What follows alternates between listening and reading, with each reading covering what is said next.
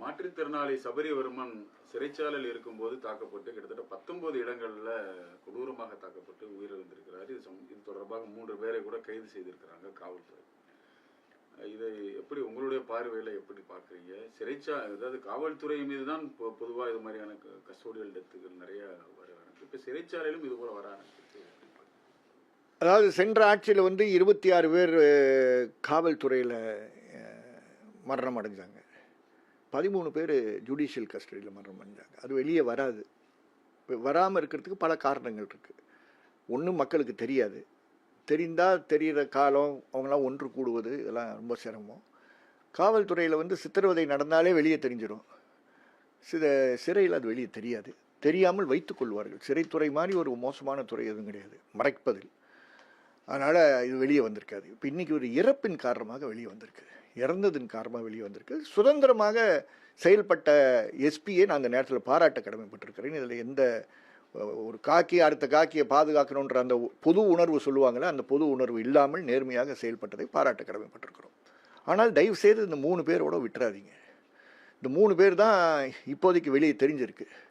ஆனால் இந்த 3 பேருக்கு கட்டளை இட்டவர்கள் இருப்பாங்க.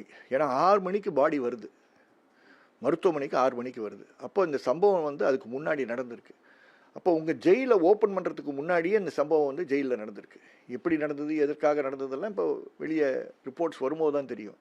ஆனால் இது உள்ளார நடக்குதுன்ற உயர் அதிகாரிகளுடைய ஒப்புதல் இல்லாமல், கமாண்ட் இல்லாமல் கீழே இருக்கக்கூடியவர்கள் செயல்பட்டிருக்க மாட்டார்கள். அதனால் உங்கள் விசாரணையில் தயவுசெய்து மேலே இருக்கக்கூடியவர்கள் கட்டளையிட்டவர்கள் யார் என்று தயவுசெய்து பாருங்கள்.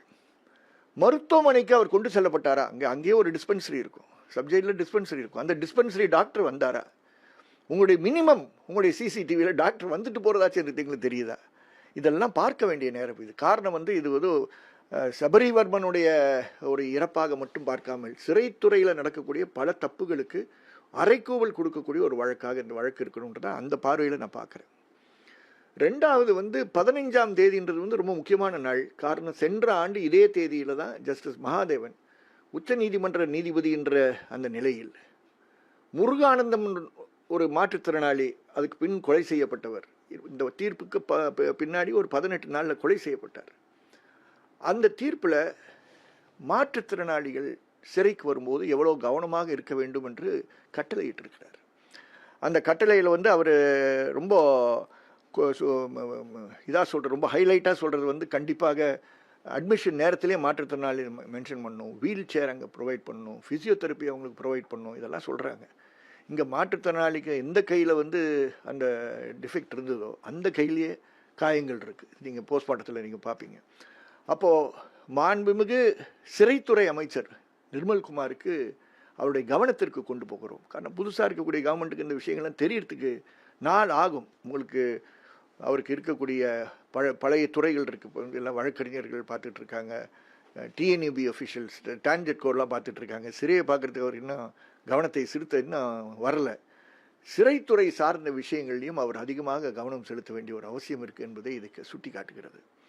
அந்த தீர்ப்பு தமிழ்நாட்டில் அமலாக்கம் செய்யப்படவில்லை. 1 வருஷம் ஆயிடுச்சு. இப்போ அந்த ஆட்சி செஞ்சாங்களா செய்யலான்றது கூட போக வேண்டாம். இந்த ஆட்சிக்கு வந்த பிற்பாடு நீங்கள் தான் அது செயல்பட வேணும். இமீடியட்டாக உங்கள் பழைய டிஜிபியை கூப்பிடுங்க. இப்போ அவர் தான் டிஜிபி பிரிசன்ஸ். கூப்பிட்டு இந்த தீர்ப்பை முழுமையான ஸ்டேட்டஸ் என்னன்னு கேளுங்க. நம்பர் 1. நம்பர் 2, 2023ஆம் ஆண்டு அதே ஜஸ்டிஸ் மகாதேவன் இங்கே மதுரையில் நீதிபதியாக இருக்கும்போது, டிவிஷன் பெஞ்ச் நீதிபதியாக இருக்கும்போது, இந்த சிறைச்சாலைகளுக்கெல்லாம் நான் அஃபிஷியல் விசிட்டர்ஸ் நியமிக்கணும்.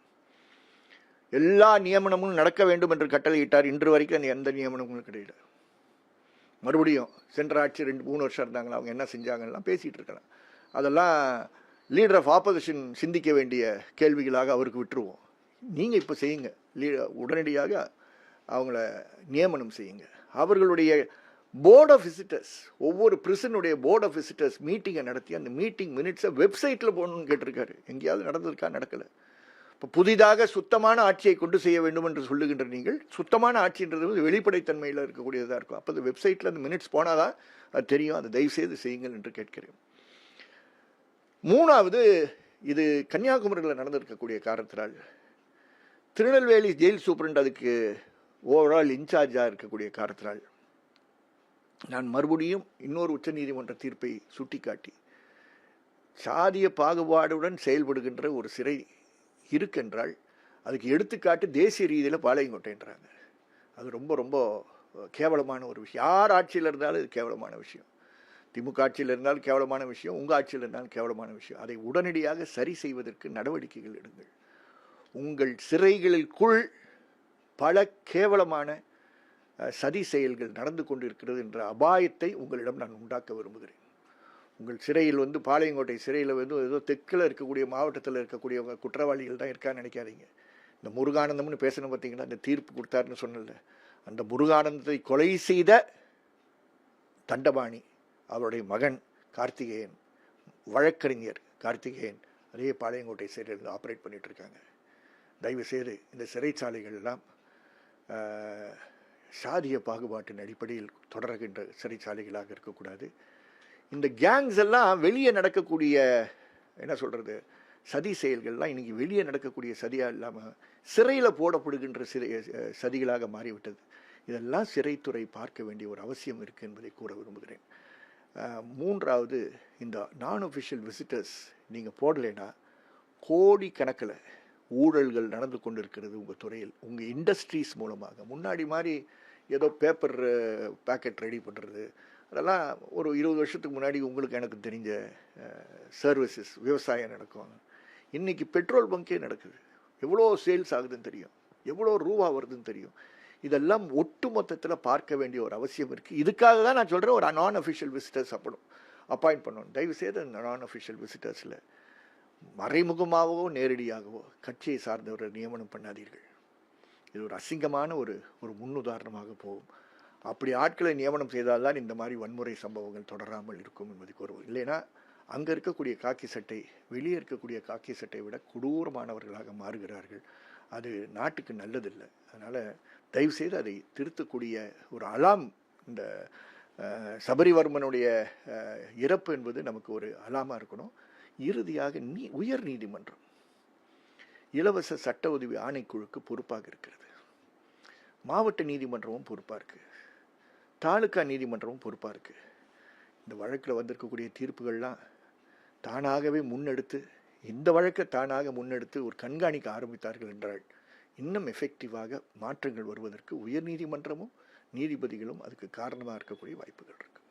சரி, இப்போ ஆக்சுவலாக அவர் ஜெயிலுக்கு வர்றப்ப காயத்துடன் வந்தாரா, இல்லைன்னா அங்கே தான் எல்லாம் சம்பவம் நடந்திருக்கு? அதாவது இப்போ நம்மளுக்கு கிடைச்சிருக்க ரிப்போர்ட் என்னென்னா, மெடிக்கல் ரிப்போர்ட்டில் காயங்கள் இல்லை.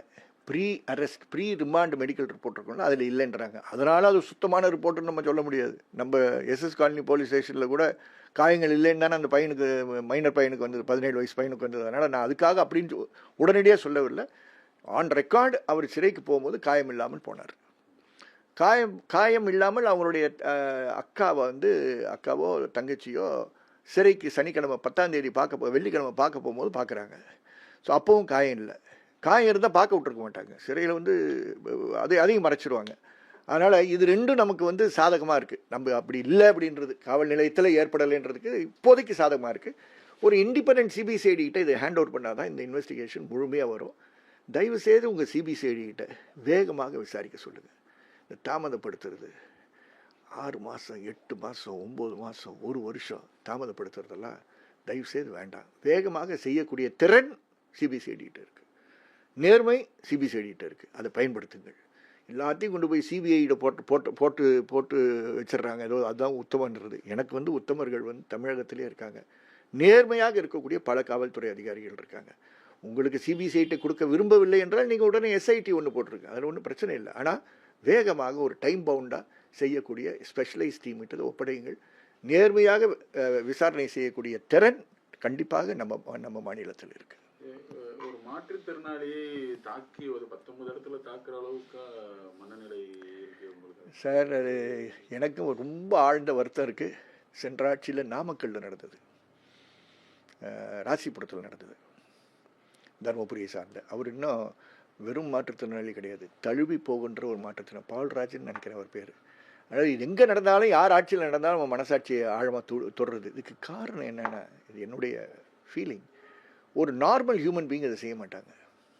அப்போது சிறையில் ஆஃபீஸர்ஸ் தண்ணி அடிச்சுக்கிட்டு இருக்கக்கூடிய வாய்ப்புகள் அதிகமாக இருக்குது. ஸோ அந்த மாதிரி நேரத்தில் ஏதோ நடக்கிற நேரத்தில் இது போன்ற தான் செய்கின்ற செயல் என்னவென்று அறியாமல் செய்கின்ற ஒரு நிலைக்கு அவர் இருந்திருந்தாங்கன்னா இந்த கொடூரங்கள் நடக்கும். 19 காயங்கள்னு சொல்லும்போது அதுவும் மாற்றுத்திறனாளிக்கு ஏற்பட்டிருக்கும் போது அது மட்டும்தான் எனக்கு எக்ஸ்ப்ளனேஷனாக தெரியுது. எனக்கு அது நான் எந்த விதத்துலையும் ஜஸ்டிஃபை பண்ணல. ஆனால் எக்ஸ்பிளைன் பண்ண வேண்டியது இருக்குது. எப்படி நடந்திருக்கும், அவ்வளோ பெரிய மோட்டிவ் இருந்திருக்கா, அவனை உள்ளார அடிக்கிறதுக்குன்னு அனுப்புனாங்களா, இதெல்லாம் நமக்கு மனசில் ஏற்படுது. அப்படி இல்லை, இது 12ஆம் தேதி நடந்திருக்குன்னா கண்டிப்பாக ஒரு ஞாயிற்றுக்கிழமை, பொதுவாக விசிட்டர்ஸ்லாம் அதிகமாக வராத நாளாக இருக்கும். ஸோ அது மாதிரி நடந்ததா அப்படின்லாம் நம்ம பார்க்க வெவ்வேறு ஆங்கிளில் பார்க்கணும். அப்போ அதனால தான் நான் சொல்கிறேன், கமாண்டு கொடுத்த அத்தாரிட்டி யாருன்னு பாருங்கள், அதுக்கு பொறுப்பாக இருக்கக்கூடிய அந்த ஜெயிலுடைய சூப்பரண்ட் யாருன்னு பாருங்கள். பாளையங்கோட்டை சிறையில் இருக்கக்கூடிய அவங்களுக்கு சூப்பர்வைசரி ஆஃபீஸர் அவருடைய ரோல் ஏதோ இருக்கான்னு பாருங்கள். இதெல்லாம் பார்க்க வேண்டிய அவசியம் இருக்குது. யாராவது தொடர்பு இருக்குன்னு நம்ம சொல்லவே முடியாது, ஆனால் பார்க்கணும். இப்போ எப்படி நேர்மையாக கொண்டு போனீங்களோ இதே இண்டிபெண்டன்ஸோட தயவுசெய்து செய்யுங்கன்ற